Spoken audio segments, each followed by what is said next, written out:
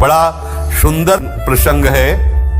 Shri Karmeti by जी, ऐसा स्वरूप है प्रभु की आसक्ति का, इनका आश्चर्य होता है। ऐसा तो केवल भगवत अवतारी महापुरुषों में ही प्रेम होता है। कैसा समर्पण प्रभु के प्रति, कैसा त्याग। और ये हुआ है भगवत चर्चा श्रवण से। शेखावत राजा की पुरोहित श्री परशुराम जी की ये पुत्री थी। इनका निवास स्थान खंडेला राजस्थान। अब परशुराम जी अधिकतर भगवत चर्चा ही करते रहते थे। भगवत नाम कीर्तन, भगवत चर्चा का प्रभाव होता है। अब प्रगट भी उन्हीं से हुई और बचपन से बैठ करके भगवत चर्चा सुनती रही। कैसे कोई बच पाएगा? भगवत चर्चा नियम से सुने और महाभागवत के घर में जन्म हुआ, कैसे कोई बिना भक्ति के रह सकता है? उनके हृदय में चर्चा सुनते सुनते एक बात बैठ गई बाल्यावस्था में कि प्रभु श्याम सुंदर ही अपने जीवन साथी हैं और तो सब मायाकृत है।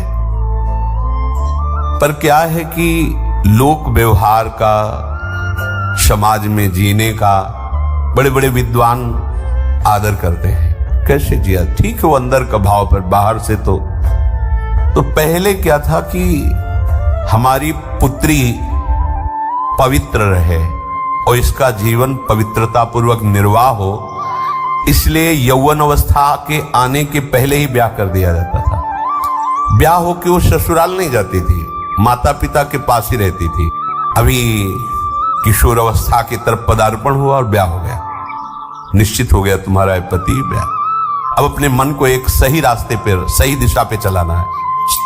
पति पत्नी का संयोग नहीं, वो जब यौवन अवस्था के 18-20 इस पे गौना होगा, पर ब्याह 10-12 इतने पे ही हो जाता था, क्योंकि वो पवित्र बनी रहे, उसकी मन की धरा एक धर्म पूर्वक चले, ऐसी पहली मर्यादा थी। ऐसा ही करमेती बाई के साथ हुआ। ब्याह तो पहले ही हो गया, पर अब जब ये 16 वर्ष की हुई तो इनके गवने का संबंध, ससुराल भेजने के लिए, तो उनके ससुराल पक्ष के लोग आए। बड़ा उत्साह हुआ परशुराम व्यास जी को, बेटी का अब गौना होगा। और राजपुरोहित थे, धन की कोई कमी नहीं थी। सुंदर सुंदर आभूषण, पोशाकें खरीदी जाने लगी।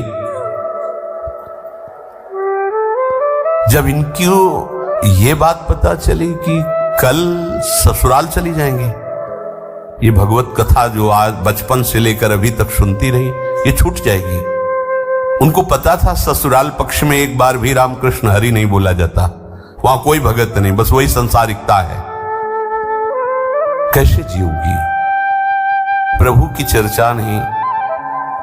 ये व्यास जी चर्चा करते थे, इसलिए संतों का आगमन होता रहता था, तो दिन भर भगवत चर्चा चलती थी। परशुराम जी चर्चा बंद किए तो संतजन परस्पर चर्चा कर रहे। बच्चेपन से सुनती रही। अनुराग इतना श्री कृष्ण से बढ़ गया था कि अब चर्चा के बिना जी नहीं सकती। बावरो सुरस में फिरे खोजत नेह की बात, बावरा पंचा कोई प्यारे की बस बात सुनाता रहे। ये प्रेमी जन ही जानते हैं।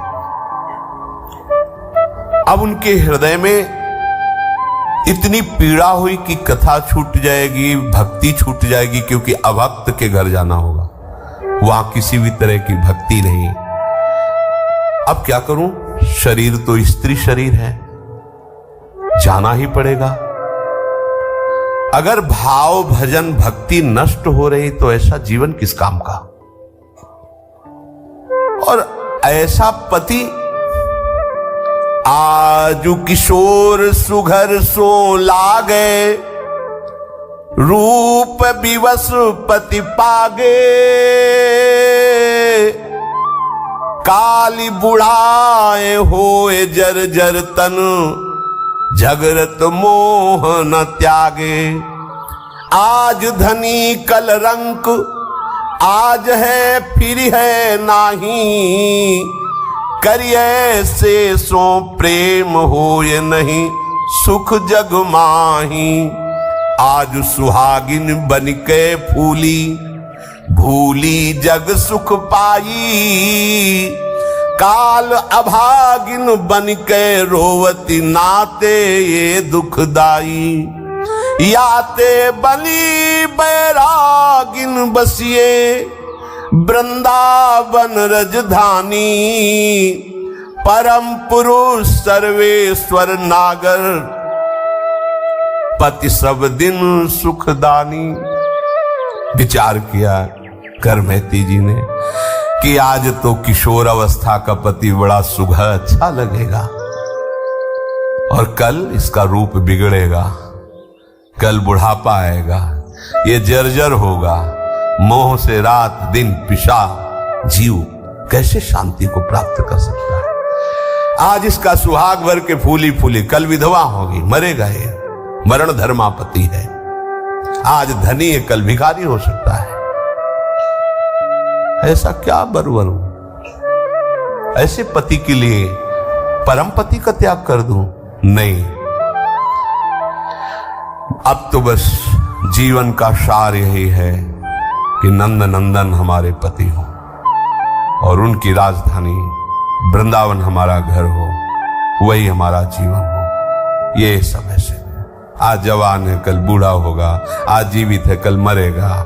क्या ये विचार उसी के आ सकते हैं जो भगवत अनुराग में है। भगवत चर्चा सुनते सुनते प्रभु में ऐसा अनुराग हो गया कि ये परमहंसों की सोच है, ये गृहस्थों की सोच नहीं है, ये किसी स्त्री की सोच नहीं है, ये भगवत प्रेमी महात्मा की सोच है, किसी दूसरे जी। ये मीरा जी की सोच है जो करमैती जी के अंदर है। ऐसे बर को क्या बरूं, जो जन्मे मर जाए, क्या इसको। करमैती जी ने विचार किया, ये जन्म मरण, द्वंद्व, दुख सुख, संपत्ति विपत्ति, कर्म काल, ये घर परिवार पति पुत्र, ये स्वर्ग नरक, ये सब माया का प्रपंच है, ये सत्य नहीं है, मोह मूल है, ये परमार्थ नहीं है। इसका त्याग करके निरंतर प्रभु के चिंतन में लगे रहना, यही जीवन की सार्थकता है। वो मन में अपने श्याम सुंदर को बिठा करके सुंदर अर्चना वंदना अर्थात मानसिक सेवा में भी तन्मय हो जाती थी। मन और बुद्धि का जब प्रभु में समर्पण हो जाता है, फिर उसकी एक भी वृत्ति ऐसी नहीं रहती जिससे वो संसार का पोषण कर सके, एक भी वृत्ति नहीं रहती। भगवत इच्छा से शरीर चलता रहता है, पर उसकी वृत्ति नहीं रहती, संसार के लायक नहीं रहती, वो ऐसी अवस्था को प्राप्त हो जाता है। माता पिता के मन में तो बड़ी प्रसन्नता है, लेकिन करमैती जी के हृदय में भारी क्षोभ हुआ। सुबह जाना है, पर्यो सोच भारी, कहा कीजिए बिचारी, हाड़ चाम सो सवारी, देह रति के न काम की। ताते देवों त्यागी, मन सोवे जन जागी, अरे मिटे उर्दाग एक साची प्रीति श्याम की। लाज कौन काज जो पे, चाहे ब्रजराज सुत, बड़ोई अकाज जो पे, करे सुधी धाम की। जानी भोर गौनो होत, शानी अनुराग, रंग संग एक वही चली, भीजी मति बाम की। अब तो सुबह जाना ही है ससुराल। विचार में डूब गई, हमें क्या करना चाहिए। ये हड्डी और चमड़े से ढका हुआ ये शरीर बिना भगवत साक्षात्कार के छूट गया तो किस काम का रहा मनुष्य शरीर प्राप्त करना। इस शरीर को ही त्याग देना चाहिए। अगर प्रभु से विमुक्ता हुई तो मैं कैसे जी पाऊंगी। बहुत विचार आने लगे, क्या करूं। अरे मन तू जाग, शो मत, अब मत शो। ये बहुत ऊंची स्थिति की बात है। हाँ, ये चर्चा सुन के भाग पड़े घर से, ऐसे नहीं। स्थिति होनी चाहिए। बिना स्थिति के लिए मनमानी आचरण भ्रष्ट कर देगा, ध्यान रखना। लौकिक हार चाम का पति नहीं, अब तो श्री कृष्ण दिव्य बपू। अभी तक कहीं कोई संसार के सुख का संयोग नहीं है। बाल्यावस्था से भगवत चर्चा सुनते हुए भगवत अनुराग में स्थित है। हृदय में निश्चय कर लिया, अब हमारे जीवन का उद्देश्य केवल श्री कृष्ण है। करमैती जी का निश्चय पूर्ण हुआ। भाग चलो, ऐसा ही होता है। भागो भागो इस संसार से, प्रभु के अनुराग में डूबो। ये भगवत कृपा से ही होता है, ये सिखाने पढ़ाने से नहीं होता। ये सिखाने पढ़ाने से मरकट वैराग्य होता है। बाबा जी बन गए अनुकूलता के लिए, भोगों के लिए, और जहां प्रतिकूलता आई तो ये लो अपनी लकुट कमरिया बहुत है नाच, फिर मनमानी आचरण। ये मार्ग ऐसों का नहीं है, ये प्राणों की बलिहार करके चला जाता है। अब हर कष्ट हमारे लिए सुंदर सुंदर सुख सामग्री होगा। हर विपत्ति, हर अपमान, निंदा, तिरस्कार, ये हमारी पूजा होगी। हम इस मार्ग में इन्हें पूजा की तरह स्वीकार, जैसे लोगों की पूजा होती है सुख पूर्वक सहते, ऐसे ही सुख पूर्वक अपमान, निंदा, सब कष्ट सहेंगे, पर हम अपने इस प्रेम के पथ से कभी डिगेंगे नहीं। प्रेम पंथ अति कठिन है, सबको निभात नाई। ये सबके बस की बात नहीं, सब कोई कर सकता है, पर भगवद आश्रय और इतना दृढ़ कि बस अभी प्राण चले जाएं तो कोई परवाह नहीं, ऐसी स्थिति। करमैती जी ने देखा कि सब सो गए, आधी रात का समय है।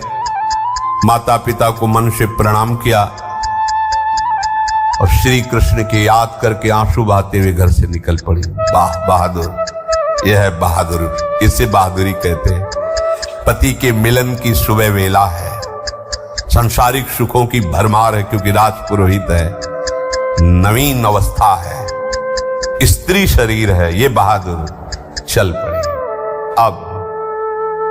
अब तो जो कुछ हो नंद नंदन के सिवा, प्रभु के सिवा हमारा कोई नहीं। मैं चली री तहां जहां मोहन मुरली, मधुर मधुर धुनी बाजरी, जमुना पुलिन सुभग वृंदावन, मोहन मदन बिराजेरी। कैसा सुख होता है जब उपासक एकमात्र भगवान का आश्रय लेकर सारे संबंधों को तृण की तरह तोड़कर जब कदम बढ़ाता है। सच्ची सच्ची भगवान ऐसे गोद में ले लेते हैं उसे। केवल भगवान ही उसकी बात को जानते हैं और वो केवल भगवान की कृपा को ही समझ पाएगा, दूसरा नहीं समझ पाएगा। मैं चली री तहां, कैसा अनुभव हो रहा होगा जब अर्धरात्रि का समय है, सारे संबंधों को तोड़कर अभी तक घर के बाहर नहीं निकली थी, जानती नहीं वृंदावन कहाँ है, कहाँ क्या संसार का स्वरूप है। नंद नंदन को हृदय में रखकर चलो वृंदावन। मैं चली री तहां जहां मोहन, वो उपासक कह रहे हैं उस समय की स्थिति को सोचो जरा। सारे सुख एक तरफ हैं, सारे संबंध एक तरफ हैं, जानती नहीं वृंदावन किस दिशा में है, कहां है, अभी तक बाहर ही नहीं निकली। राजपुरोहित की पुत्री है, अर्थात राजकुमारी की तरह पोषण हुआ है, सारे सुखों को तिलांजलि देकर। हाँ, नारी मुरी घर संपत्ति नासी, मोड़ मुड़ाए भय सन्यासी, ये तो बात अलग है। विपत्तियां हैं, बड़ी समस्याएं हैं, चलो एक मार्ग है, बाबा जी बन जाते हैं, खाने पीने की मौज रहेगी, कोई मेहनत नहीं करना, बड़ा मस्ती, चार प्रणाम करेंगे, ये सब। ये इन पथिकों का मार्ग है जिन्होंने ब्रह्मादिक के भोगों को भी ठुकरा दिया। मृत्यु लोक के भोगों की क्या बात, अपने प्यारे के लिए जिन्होंने जीवन न्यौछावर कर दिया। मैं चली री तहां जहां मोहन मुरली, मधुर मधुर धुनि बाजेरी, जमुना पुलिन सुभग वृंदावन, मोहन मदन बिराजेरी, सजन नील घन श्याम बरन तन, लसत दामिनी छाजेरी, मोर मुकुट की शोभा बरनो, इंद्रधनुष दुति लाजेरी। ये शो अभी चली है, कदम निकाला, देख लो श्याम सुंदर बस गए मानस पटल पे।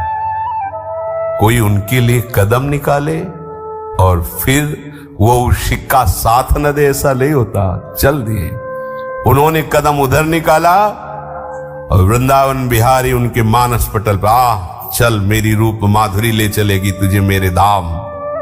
देख रहे सजल नील घनश्याम शोभा प्रभु की, मोर मुकुट की अद्भुत शोभा, घूंघरवारी अलके झलके, चंदन तिलक ललाटरी, अमल कमल दल मंजुल नैना, जोवत है मम बाटरी, कुंडल किरण कंठ कौस्तुभ मणि आनंद, मुख्य प्रकाशीरी, देखे बने वह चरण धरन गति, कौतुक कुंज निवासीरी।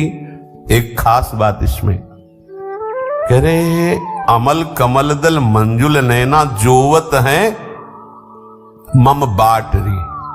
प्रभु ऐसे देख रहे मानो आज तक आपका इंतजार करता रहा, आप आ रहे हो, स्वागत है आपका, मेरा रास्ता देख रहे। अगर आप प्रभु के लिए रास्ता देख रहे हो तो प्रभु आपका रास्ता दे, कि आप एक कदम निकाल के तो देखो मेरे लिए, मैं तुम्हारे साथ हूं। सुंदर प्रभु की शोभा, जाको मन मिली रहो कृष्ण सो, ताकि अकथ कहानी री, कहे भगवान हित राम राय प्रभु, सुमिरन मांझ समानीरी। प्रभु के ध्यान में उनकी रूप माधुरी का पान करते हुए घर से निकल पड़े। श्याम सुंदर की भावना, उनकी मधुर मूर्ति का दर्शन करते हुए आधी रात को घर से निकले। मन में तरह तरह के प्रेम तरंगे उठ रहे हैं, वृंदावन जाऊंगे, प्रभु मिलेंगे, जब मिलेंगे तो दौड़कर उनके गले से लग जाऊंगी। वो जब हमारे गले से लगे, हाँ कितना आनंद अनुभव होगा। अखिल लोक चूड़ामणि भगवान मुझे गले से लगाए, हम उनके चरणों में लिपट जाए। एकदम सामने वो रूप है और ये प्रेम तरंगे, और कदम बाहर निकल। देखो ये किसी साधना से नहीं होता, आश्रय से। एकदम प्रभु के भरोसे कदम निकले तो प्रभु छा गए। ये बात है।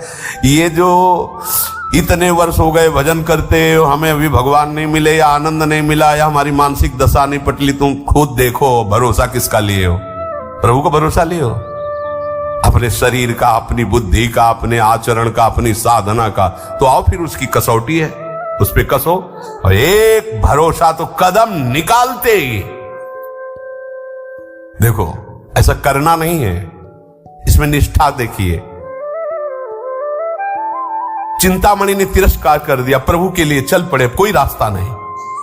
कुछ दिन चले, गुरु कृपा हुई, भजन में लगे, फिर एक सुंदर स्त्री दिखाई दी, वो वैसे ही फिर फंस गए, फिर उसके पीछे पीछे गए। फिर अरे धिक्कार है, नेत्रों को फोड़ लिया। ये अनुकरणी बात नहीं करे, यहां निष्ठा की बात देखनी है। बस इन्हीं नेत्रों ने तो मुझे प्रभु से विलक किया, चल दी। कोई साधना करनी पड़ी, हाथ पकड़ लिया, जे भी गिरे गिरे क्या, वो प्रभु अनुभव कराला था, हाथ पकड़ के निकाल। और वो विचार करें, इतना लंबा हाथ किसका हो सकता है जो मुझे कुएं से निकाल ले हाथ पकड़ के? अजान बाहु तो भगवान ही हो सकते। अब वो ऐसे पकड़ने कोई भगवान छुड़ा ले? हाँ, बोले ठीक है छुड़ा लो। हाथ छुड़ा करके तो तुम जा सकते हो, नौ किशोर हो, मेरी इतनी सामर्थ्य का है। पर हम तुमको भी कह रहे हैं, कि तुम मेरे हृदय से निकल के दिखाओ तो तुम्हें फिर हम जाने बड़े बलवान हो तुम। हाँ, ये बात छुड़ाए जात हो निबल जाने, हृदय ते तब जाओ तो तुम्हें सबल सराओ, तुम्हें तब मानू बलवान जब निकल जाओ हृदय से। अब आज ये स्थिति हृदय में श्याम सुंदर बसे हैं, प्रेम तरंगों में कदम बढ़ते चले जा रहे हैं। वृंदावन की किधर है कुछ पता ले, वही ले जा रहे हैं। आंखें फोड़ ली, हाथ पकड़ के वृंदावन ले जा रहे हैं। भाव में ठाकुर जी बसे, ले जा रहे। कभी वृंदावन नहीं गई, कभी कोई रास्ता नहीं जानती, नगर का रास्ता नहीं जानती। राजकुमारी की तरह पालकी में चलने वाली राजपुरोहित की पुत्री हैं। अब प्रातः काल इनका नियम था, जब ये शैया से उठती थी तो प्रभु के मधुर नामों का उच्चारण करती। ये भक्तों का स्वभाव होता है। जैसे विभीषण जी उठे तो प्रभु का नाम कीर्तन हनुमान जी को पता चल गए महाभागवत है, क्योंकि उठते ही नाम उच्चारण करना ही महाभागवत का लक्षण होता है। कोई आवाज ही कमरे से नहीं आई। उनकी मां का नियम था, जैसे कुछ लोगों के अलार्म की घंटी की आवाज से नेत्र खुलते, उनकी मां के नेत्र खुलते थे करमेती बाई के नाम कीर्तन से। आज नाम कीर्तन ही नहीं। सोचा रिश्ते नातेदार आए, शायद वो विलंब से सोई होंगी। वहां कमरे में गई तो करमेती बाई नहीं। अब तो हलचल हुई हृदय में कि रिश्ते नातेदार, अब पूरी खोज पूरे घर में नहीं। हाहाकार मच गया। करमेती कहां गई पता नहीं। माता पिता को बड़ा दुख हुआ, सबसे बड़ा दुख की ससुराल वाले क्या उत्तर, लड़की भाग गई। कहां भाग गई, किसके साथ भाग गई, क्या कैसे उत्तर। ये लोक व्यवहार बड़ा विचित्र होता है। उन्होंने जहां तहां ढूंढा पूरे नगर में, बहुत से दूतों को दौड़ाया, क्योंकि राजपुरोहित थे। सूचना तुरंत, राजा के राज सैनिक भी लग गए, तुरंत खोज की। क्योंकि मतलब ये सबसे बड़ा अपमान लोक में माना जाता है कि ससुराल वाले लिवाने और लड़की भाग गई। अभी प्रमाण कैसे दे कि श्री कृष्ण को लेके भागी है या संसार के राग, कौन उनको बतावे। ससुराल वाले वैसे ही भक्त नहीं थे। करमेती बाई जी ने देखा कि राज सैनिक घोड़ों से आते दिखाई। उनको लगा कि पिताजी का ही ये भाव होगा, क्योंकि उनके सब अनुकूल हैं। राजा तो सब सैनिक मुझे ही ढूंढने के लिए आ रहे होंगे। अब मुझे क्या करना चाहिए, ये तो बिल्कुल समीप आ रहे हैं। तो वहीं एक मरा हुआ ऊंट का कंकाल था, ऐसे गीधों ने मांस खा लिया था, चमड़े से ऐसे ढका हुआ कंकाल, अंदर पूरा पोला हो चुका था, सियार गीधों ने मांस खा लिया था, भारी दुर्गंध। अब भागने का अवसर नहीं, क्योंकि राज सैनिक घोड़ों से आ रहे हैं। तो उसी के अंदर घुस गई। मरे हुए ऊंट के ऊपर पूरी चमड़ी लगी हुई है, अंदर का मांस गीध और सियार कुत्तों ने खा डाला है, भारी दुर्गंध, उसमें घुस गई। देखो कैसी श्री कृष्ण मिलन की चाह। भारी दुर्गंध में भी उनको कोई परेशानी नहीं, लेकिन संसार की सुगंध नहीं चाहिए, संसार की सुख नहीं चाहिए। वो सड़ी दुर्गंध भी उनको बहुत अच्छी लगी। हृदय में जब प्रभु का मिलन का, प्रभु के चिंतन का सतत भाव रहता है तो नरक भी नरक नहीं रहता, वो परमानंदमय हो जाता है।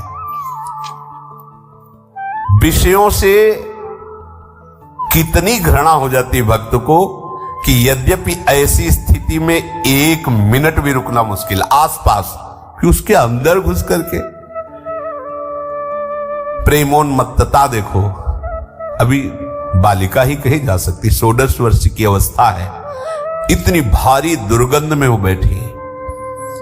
ये भगवान की भक्ति का प्रभाव होता है कि विष भी अमृत बन जाता है, आग भी चंदन की तरह शीतल हो जाती है। और यहां दुर्गंध में उनको जानते हो क्यों दुर्गंध नहीं लगी, क्योंकि मानस पटल पर श्री कृष्ण और घ्राणेंद्री श्री कृष्ण की सुगंध में मतवाली है, बिल्कुल दुर्गंध नहीं आ रही, आराम से उसके अंदर छुपी बैठी। 3 दिन 3 रात्रि ऊंट के खोल में, क्योंकि बराबर कर्मचारी जो राजकीय हैं वो खोज रहे हैं, अगर कहीं भागी तो पकड़ी जाएंगी। 3 दिन 3 रात, गजब की बात है। उस भारी दुर्गंध अंदर, अच्छा वहां कोई खोज नहीं सकता, कोई सोच भी नहीं सकता कि इसके अंदर करमेती वायु, कैसे कोई ऐसे, वहां तो आसपास कोई नहीं जाएगा, भारी दुर्गंध है।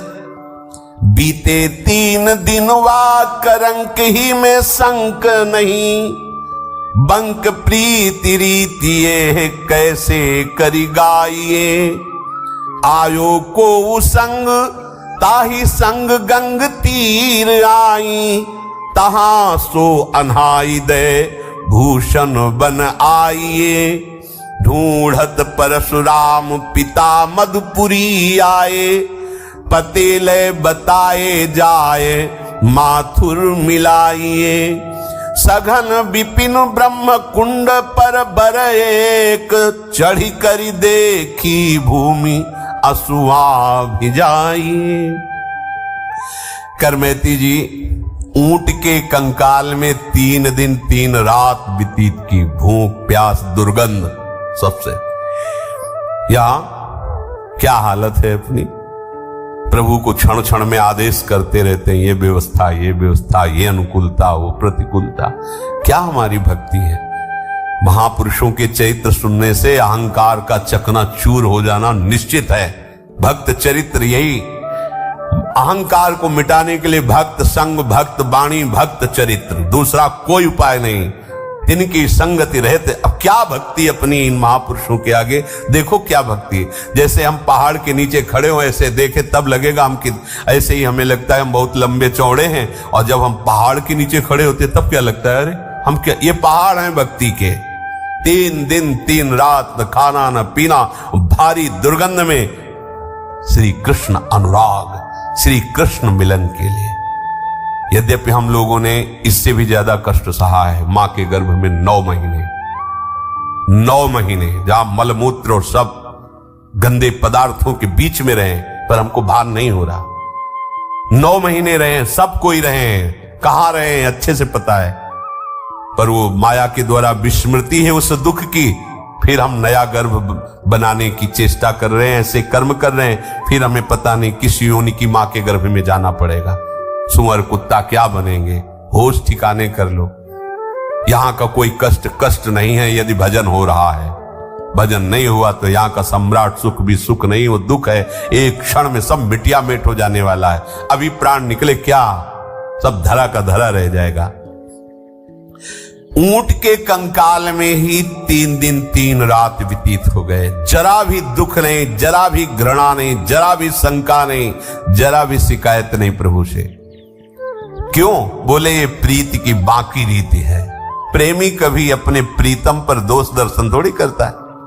हम तो निकली आपके नाम पर, मुझे यहां रुकना पड़ रहा है ऊंट के ऐसे सड़े दुर्गंध युक्त उसके पेट में। कैसे कोई वर्णन कर सकता है इस बाकी रीति का, प्रेम की। चौथे दिन ऊंट के कंकाल से निकली, क्योंकि बराबर से ढूंढते ढूंढते हार गए। उसी समय वहीं से एक तीर्थ यात्रियों का दल निकला, नाम कीर्तन करते हुए, बड़ा सुख मिला, उनके पीछे पीछे लग गए। वो गंगा स्नान के लिए जा रहे थे। शोरों में गंगा जी विराजमान, उनके साथ वहां गई, गंगा स्नान किया। देखो भगवान का विधान, ऊंट के शरीर में रहे, गंगा स्नान किया। फिर विचार किया, ये सोने की जंजीर, ये अंगूठी, ये कंकन, ये शोभा नहीं देते भगवत मार्ग के पथिक को। तो वही जो ब्राह्मण आदि तीर्थ पुरोहित होते हैं, उन्हीं को सब आभूषण जो कीमती सब उतार करके दे दिए।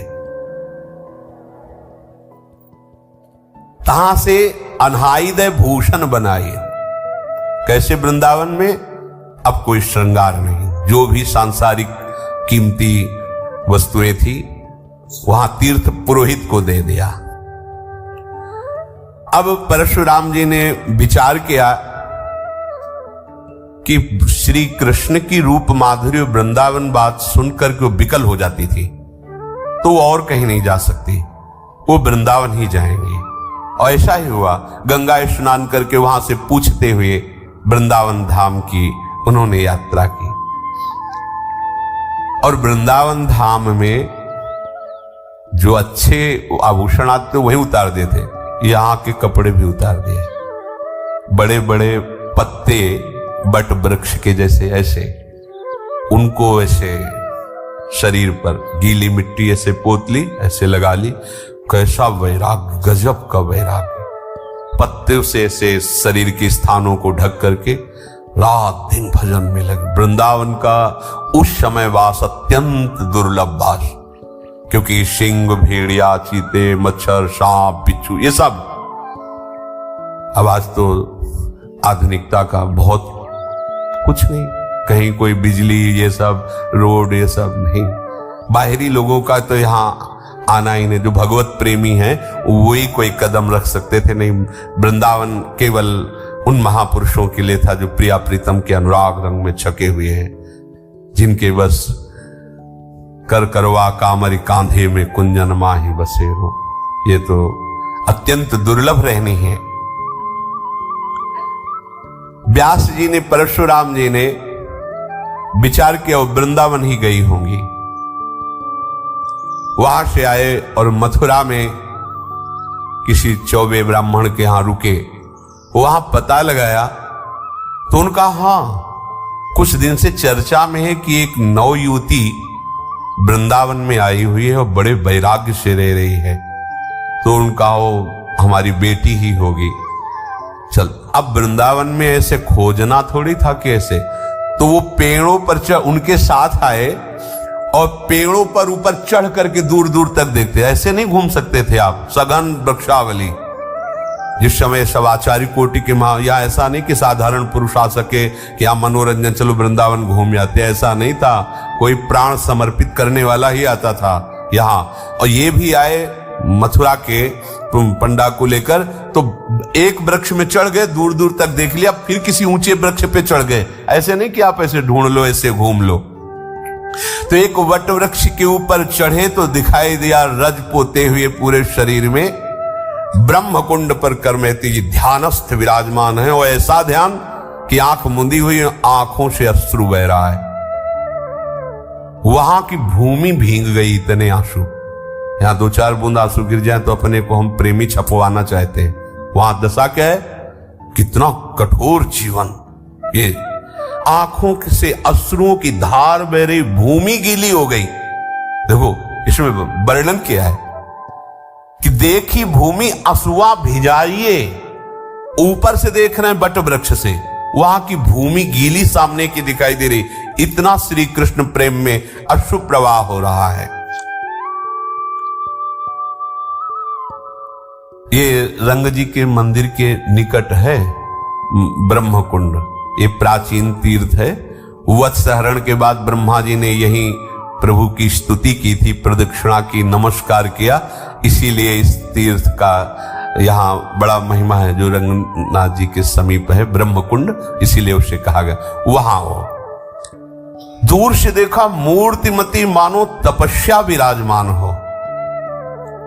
वृक्ष के ऊपर चढ़ के देख रहे थे सर्प, बिच्छू, बाघ, भेड़िया, हिरन, मयूर, पशु पक्षी, ये आसपास सब घूम रहे थे करमेती जी के। ये वृंदावन में बड़ो ही कठिन है। वृंदावन में बास महापुरुषों, यहाँ का मच्छर ऐसा डंक जैसे बिच्छू मारे, ऐसे यहाँ के मच्छर। पदों में लिखा है, नागरीदास जी ने पदों में लिखा है, यहाँ के मच्छर, मतलब वो पदों में रचना की कि यहाँ के मच्छर ऐसे थे। और ब्रजवासियों की हृदय वृत्ति बड़ी कोमल है और वचन बहुत कठोर है, हेलना पूर्वक। इनके प्यार को समझ, ए रे बाबा, अरे तो जैसे हजारों घूमे, चल आ रोटी खा ले। ऐसा लगेगा झगड़ा कर रहे हो, गरम गरम रोटी घी से चुपड़ी खाएं। इनके वचनों को जो है कभी अन्य भाव से न ले। इनकी जैसे गोपाल सहस्त्र नाम, ऐसे इनके गालियां निकलती हैं मुख से। जब ये बहुत प्यार में होंगे तो दो चार गालियां ये आपको प्रसाद में देंगे। उसे कि हमें गाली दे रहा है, ऐसा नहीं, ये प्रसाद है इनका। हेलन पूर्वक बात है, ऐसे बात करेंगे मानो झगड़ा कर रहे हैं। हृदय इनका बहुत, ये बड़ा कठिन है ब्रजवास करना। अगर इनका अपमान कर दिया तो श्री कृष्ण का अपमान है। बात समझो, ये भगवत पार्षद हैं सदैव। बड़े बड़े आचार्यों ने यही शिक्षा दे के अपने जनों को भेजा है। और इनकी पवित्रता पर दृष्टि न डाले। ब्रजवासियों के जूठ टूक और घर घर छाछ में केवल ब्रजवासियों के लिए बातें कही गई। वो किस जाति पक्ष के ये भी नहीं देखना है।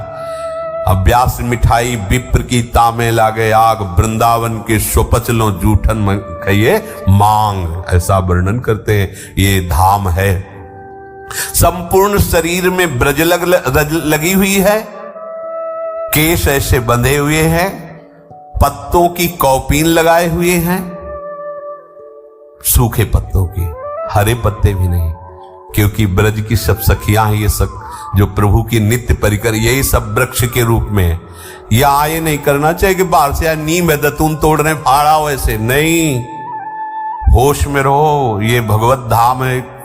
बहुत बड़े बड़े अपराध होते हैं, बहुत बड़े बड़े अपराध होते हैं। ऐसी चतुराई से वृक्षों को गिराया जाता है, पूछो तुम्हारी चतुराई वो जान रहे हैं। हरिराम व्यास जी कह रहे हैं एक डाल काटने का दंड है करोड़ गौ हत्या, करोड़ ब्राह्मणों के मारने का जो अपराध है, ये ब्रज की लता है। आज ये सब कोई ना तो सत्संग मान रहा है ना। एक लता तैयार होने में कितना समय लगता है, जो लगाते हैं वो जानते हैं। 40-40, 50-50 वर्ष होते हैं तब जाकर वो अच्छा एक वृक्ष रूप धारण करते हैं, और चंद रुपए लगाकर उस वृक्ष की पहले धज्जियां उड़ा दी, काट के फेंक दिया, नाश कर दिया। कैसे जगह जगह दी, ना तो वृक्षों की कदर रह गई है, ना वृक्ष कोई लगा रहा है। जानते हुए ब्रज है। हमारे प्रिया प्रीतम तुम्हारे फ्लैट में नहीं खेलेंगे। लता भवन सुख शीतल छहा, श्री हरिवंश रहत नित्य जहां, तहां न वैभव।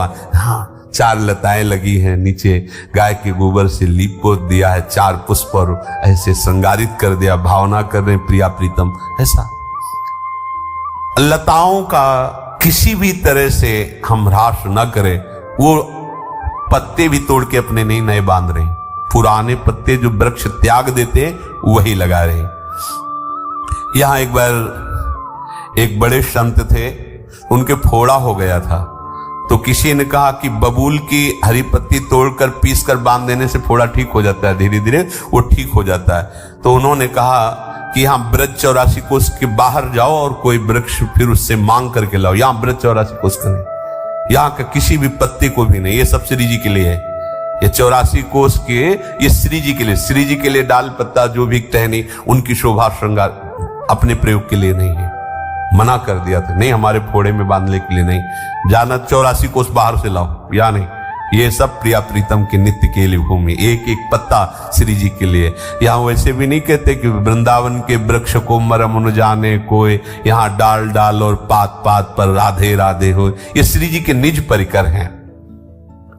अब ऊपर से चढ़ के देखा, जबकि ब्रह्म कुंड में ध्यानस्थ करमेती जी विराज। अब तो नहीं रहा गया, चिल्ला के रो पड़े, वृक्ष से नीचे उतर करके आए। पहले तो थोड़ी देर बैठे रहे कि शायद आंखें खुले, जब देखा आंखें नहीं खुले तो लिपट गए चरणों में। बहुत बड़े विद्वान भी हैं, भक्त भी हैं, पर भक्त की चरम अवस्था करमेती भाई की है।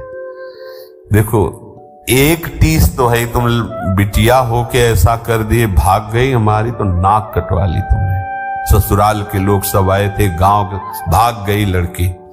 ये लोक में होता है ना, लोक में मतलब ये जो लोक व्यवहार है ये बड़ों को ग्रसित कर लेता है, बड़ों को। देखो इतने बड़े विद्वान हैं, इन्हीं की कृपा से, इन्हीं के संग से उसके अंदर ऐसी प्रेममयी भक्ति जागृत हुई जो बेटी है। लेकिन पिता सब कुछ जानते हुए भी लोक का इतना प्रभाव है कि यद्यपि भक्ति को जानते हैं, भाव को जानते हैं, तभी तो चरणों में गिरे, पर कह रहे तुमने बहुत हमारी नाक कटवा दी। सब जो राजपुरोहित थे, हमारी धाक थी, हमारे को 4 लोग दंडवत करते थे, अब 4 लोग बातें करते, नाक कटवा दी तुमने। उतरी के आए, रोए पाए लपटाए गयो, कटी मेरी नाक जगमुख ना दिखाइए। चलो गृहवास करो, लोक उपहास मिटे, सासु घर जाओ मत सेवा चित लाइए। को सिंह व्याघ्र अजू बपु को विनाश करे, त्रास मेरे होत फिरी मृतक जीवाइए। बोली कही सांच बिनु भक्ति तन ऐसो जानो, जो पे जियो चाहो करो प्रीति जस गाइए। करमेती जी के पिता बट वृक्ष से उतर कर आए और करमेती जी के चरणों में लिपट गए। उन्होंने आंख खोली, देखा पिता। बोली बेटी ऐसे छिप कर भाग आना, तुम्हारा तुम जानते हो मुंह दिखाने लायक नहीं रहे। जिधर से इन्हीं की बेटी भाग गई, नाक कटवा ली आपने, मैं मुख दिखाने योग्य नहीं रह गया। एक बार चलो तुम, संसार में मेरी हंसी हो रही, मेरी निंदा हो रही, तुम चलोगी तो शांत हो जाएगी। ससुराल मत जाना, घर में रहकर, घर में ठाकुर सेवा है, खूब ठाकुर सेवा करो, भजन करो। और बात समझो, ये वन है, कोई बाघ सिंह तुम्हारे शरीर को नष्ट कर सकता है। मुझे इस बात का बड़ा डर लग रहा है। सासू के यहां मत जाना, ससुराल मत जाना, हमारे यहां ही रहना, अपने घर में रहना, ठाकुर जी का भजन करना, पर यहां से चलो। तुम्हारी मां तो ऐसा लग रहा है नहीं जाओगी तो मर ही जाएगी, जीवन दान दो उनको, चलो। करमेती जी ने कहा पिताजी सत्य कहा, सत्य कहा। जिसका प्रभु से अपनापन नहीं है तो उसकी तो नाक कटी गई है, उसकी नाक है कहां? वो तो जीवित मुर्दे के समान, जिन हरि भगत हृदय ने यानी जीवित सौ समान थे। वो मुंह दिखाने लायक भी नहीं जिसके हृदय में भगवत प्रेम नहीं। वो समझते थे कि बेटी है, हमारे उपदेश का आप प्रभाव पड़ेगा। नहीं नहीं, अब तो ऐसा रंग चढ़ गया, अब किसी का और रंग, इस श्याम सुंदर का रंग जिसके ऊपर चढ़ गया फिर कोई रंग नहीं चढ़ता। वैसे भी कारी कांवर पर कोई दूसरा रंग अपना प्रभाव नहीं दिखा पाता। आप जीवन चाहते हैं तो मैं जो कहती हूं करो, प्रभु का यशगान, प्रभु का नाम कीर्तन, ये बात छोड़ो आप ऐसे भक्त होकर कि संसार में अब हम मुंह दिखाने लायक नहीं रहे। हृदय में जब प्रभु से अपनापन हो जाता है तो ठीक उत्तर देने में कोई भक्त कहीं भी नहीं हिचकिचाता। हिरण्यकश्यप से नहीं हिचकिचा रहे, 5 वर्ष के बालक है प्रहलाद जी। परशुराम जी कह रहे हैं कि मैं राजा का पुरोहित हूं, इतनी भारी प्रतिष्ठा समाज में है और तुम यहां भाग के चले आई हो, जानती हो हमारी क्या दशा हो गई है। किसके लिए रो रहे हैं? किसके लिए रो रहे हैं? बड़े विद्वान है, भगत है, किसके लिए रो रहे हैं? प्रतिष्ठा के लिए रो रहे हैं। मतलब आप देखो, जैसे घर परिवार के लोग होते हैं, आप बहुत सुख सुविधा सब दो तो फिर वो पूछते हैं देखो तुम ठीक से रहा करो, अगर तुम्हें कुछ हो गया तो हमारा क्या होगा। सूक्ष्मता से बात पकड़ना। देखो इनको, बहुत विद्वान हैं, भगत हैं, महापुरुष, हमारी प्रतिष्ठा धूल धूसरित हो गई। किसके लिए रो रहे हैं? किसके लिए पैर पड़ रहे हैं? बेटी आज मैं निहाल हो गया तुम्हारी जैसी बेटी पाके, क्योंकि शास्त्र का ज्ञान इनको है। तुम भगवान की ऐसी भक्ता, अब मुझे कोई परवाह नहीं, पर तुम्हारे शरीर को इस स्थिति में देखकर मुझे कष्ट हो रहा है कि तुम्हारे शरीर को ऐसी पीड़ा ना, कितनी सुकुमारता से पली तो थोड़ी बात समझ में आवे कि चलो एक भी शब्द, भय दिखा रहे कि व्याघ्र सिंह हो सब तुम्हें खा जाएंगे, चलो तुम्हारी माता जीवित हो जाएगी, हमारी इज्जत बच जाएगी। यही हाल संसार का है, यही हाल है। कहीं तुम कटी नाक, कटे जो पे होए को। करवेती जी का तुम्हें नाक है ही नहीं तो कटी। कह रही है यही बात खास, ये बहुत गंभीर विषय है, गंभीर बात है। कह रहे तुम कह रहे हो नाक कट गई, तुम्हें तो नाक ही नहीं थी तो कटी क्या? नाक जानते कैसे कहते? भगवान के प्रेम को नाक कहते। तुम्हारे है ही नहीं भगवत प्रेम, तुम्हें तो नाक कट गई। बुद्धि बड़ी, चतुराई बड़ी, सुख सुंदरता तन सो लपटी है। मान बड़ो, धन धाम बड़ो, यस कीरत हु जग में प्रगटी है। झूमत द्वार गजेंद्र हजार, सुरेश ते कचुनाई घटी है। तुलसी का राम स्नेह बिना, मानो सुंदर नारी की नाक कटी है।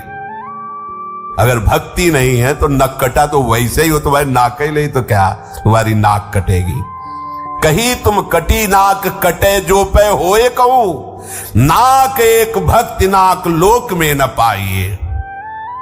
बरस 50 लग विषय ही में वास कियो, तऊ ना उदास भय चबे को चबाइए। कैसा सुंदर उपदेश है। देखे सब भोग मैं न देखे, एक देखे श्याम। ताते तज काम तन सेवा में लगाइए, रात त्यों ज्यों प्रात होत ऐसे तम जात भयो, दयो लय स्वरूप प्रभु गयो ही आइए। करमेती बाई ने कहा कि आपने कहा मेरी नाक कट गई है, तो मुझे तो तुम्हारी नाक ही नहीं दिखाई दी अभी तक, तो कटेगी क्या? अर्थात तुम नाकवान हो ही नहीं। नाक कहते हैं भगवत प्रेम को, और वो तुम में दिखाई नहीं दिया। ये शुद्ध भक्ति की वाणी है, मोह ग्रसित नहीं है। तुमने प्रतिष्ठा को अपनी नाक समझा, जिसे हम नाक ही नहीं मानती हैं। प्रतिष्ठा कोई नाक है? नाक कट, नाक है भक्ति। तभी हम कहते हैं हमारी इज्जत है श्यामा श्याम, हमें कभी कोई बेइज्जत कर ही नहीं सकता। हमारी इज्जत शरीर थोड़ी है, हमारी इज्जत ईमान प्रतिष्ठा थोड़ी है। ये तो आज है, कल निंदा होगी पक्का। रात है तो दिन होगा, दिन होगी तो रात होगी। ऐसे प्रशंसा है तो निंदा होगी, निंदा है तो प्रशंसा होगी। ये चक्र है। राजी मत हो जाना कि वाह वाह, नहीं तो रोते नहीं बनेगा। तैयार रहो, रात्रि आने वाली, प्रकाश की व्यवस्था कर लो। दिन में सावधान रहो, रात्रि आने वाली है, प्रकाश की व्यवस्था कर लो, तुम्हें रात्रि खटकेगी नहीं। पहले से समझ लो, इसका कोई महत्व नहीं है। संसार का नमस्कार या तिरस्कार हमारे अंगूठे पे, श्री जी की तरफ। अगर आपने संसार के नमस्कार को स्वीकार किया तो दहाड़ मार के इसी संसार के सामने घुटने टेक के रोना पड़ेगा। अगर आपने संसार का सम्मान नहीं स्वीकार किया तो अपमान तुम्हें छू नहीं सकेगा। और ये होगा बराबर महापुरुषों के जीवन में हुआ। कभी जय जय तो कभी कोई निंदा करने वाला, अपमान करने वाला, मारने पीटने वाला भी भेजा जाएगा। ये माया का खेल है। तैयार रहो, दांव पेच पक्के रखो। गुरु मेहरबान, चेला पहलवान, कोई परास्त नहीं कर सकता, क्योंकि प्रियालाल के चरणारविंद का आश्रय, उन्हीं से सुख का अनुभव, संसार से नहीं। करमेती जी ने कहा आपने प्रतिष्ठा को नाक समझा है, इसलिए हमने आपको नाकवान समझा ही नहीं है, तुम्हारी नाक थी ही नहीं। अच्छा, आप विचार कीजिए, 50 वर्ष के आप हो गए भोगों को भोगते हुए, क्या आपको अरुचि हुई? अपने पिताजी से ही पूछ रहे। आज भी उसी विषय में आसक्त हो, चबाए हुए को चबा रहे हो। तुम्हें उस घर से वैराग्य नहीं हुआ, उस सम्मान से, उस प्रतिष्ठा से वैराग्य नहीं हुआ। बार बार भोगे हुए विषयों को भोगने की इच्छा, और भोग रहे हो। क्या तुम्हें ज्ञान है? भोगे हुए विषयों को बार बार भोगने वाला कोई ज्ञानी होता है? मैंने तो सब भोगों को देखा है, भोगा नहीं। करमेती बाई जी कह रहे हैं अब तो देखने की भी इच्छा नहीं रह गई है। मैंने तो केवल एक श्याम सुंदर को देखने की ठानी है, भोगों को नहीं। अब कोई भी ऐसा नहीं कि मेरी दृष्टि को संसार की तरफ ले जाए। ये निष्ठा, जैसे रत्नावती जी ने कहा, ये दृष्टि तो लाल बिहारी में बिक गई है। प्रणाम कर रहे होंगे तो लालजू को कर रहे हैं, अब ये दृष्टि नहीं। आप सभी कर्मों को छोड़कर प्रभु के आश्रित हो जाइए। तन मन और धन को ठाकुर सेवा में लगा दीजिए। बहुत समझाया बुझाया, करमेती बाई तैयार नहीं हुई। तो उन्होंने प्रणाम किया करमेती बाई को। उनका जो मोह जनित अज्ञान था वो नष्ट हुआ। प्रातः काल होते ही अंधकार जब दूर हुआ तो वो तो घर को जाने को तैयार हुए। एक दिन यमुना स्नान करते हुए कृष्ण मूर्ति मिली थी करमेती बाई। उन्होंने वो मूर्ति लाकर छुपा दी थी, वो मूर्ति लाके दी और कहा इससे घर में विराजमान करो, साक्षात श्री कृष्ण है और इनकी सेवा में तन्मय हो। और जो मैं कह रही हूं उस बात को ध्यान दो कि अब चबाए हुए को मत चबाओ, अर्थात निर्विषय बनो और अपने तन को, मन को प्रभु के चरणारविंद में लगाकर केवल उनके चिंतन में अपना समय व्यतीत करो।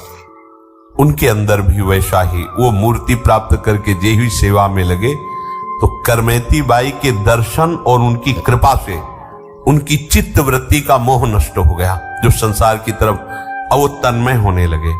राज दरबार नहीं जाना, किसी से बात नहीं करना, आटो पैर प्रभु की सेवा में रहना। राजा ने जब प्रार्थना करवाई तो उन्होंने कहा अब एक दरबार हमें मिल गया, अब हम दूसरे के दरबार में नहीं जा सकते। वहीं से सब चलता था, साफ जवाब दे दिया। इतनी हिम्मत भक्त की ही होती है, दूसरे की नहीं होती। तो राजा नाराज नहीं हुआ, वो स्वयं चल के आया।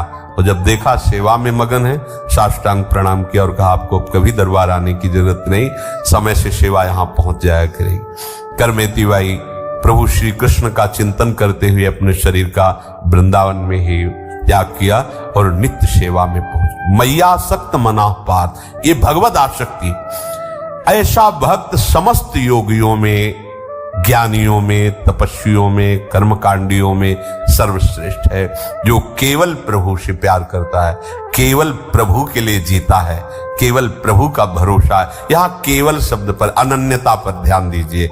एकमात्र बहुत से जन्म अपने मनमानी में व्यतीत कर दिए, अब जितना बचा है उतना दे दो प्रभु को, ईमानदारी से दे दो। देख लो ना, ये भी खेल के देख लो, अलग अलग जुआ खेले हो, कभी पत्नी में पूरा जीवन, कभी धन में, कभी किसी नशा में, कभी और गंदे आचरणों, कई जन्म ऐसे चले गए हैं। एक जन्म, जितनी अवस्था अब आपकी है, जितनी में भी आप सुन रहे हो, इसे केवल प्रभु की अनन्यता में समर्पित कर दो, निहाल हो जाओगे। देखो भगवान प्रारंभ में सत्संग कि अगर वो अंतिम समय भगवत स्मरण नहीं बनता तो मैं उसका, मतलब मेरी तो बात बन गई। अपने लोगों को सोचना है मेरी बात बन गई, अब तो भगवत आश्रय ही हमारा जीवन है। और ये तभी माना जाएगा आप भगवत आश्रित हो जब केवल प्रभु का चिंतन, प्रभु का नाम, प्रभु का रूप, प्रभु की लीला, प्रभु का गुण, प्रभु के धाम, ये जीवन की परम सार्थकता है। शेष चर्चा आगे। श्री राधा वल्लभ लाल।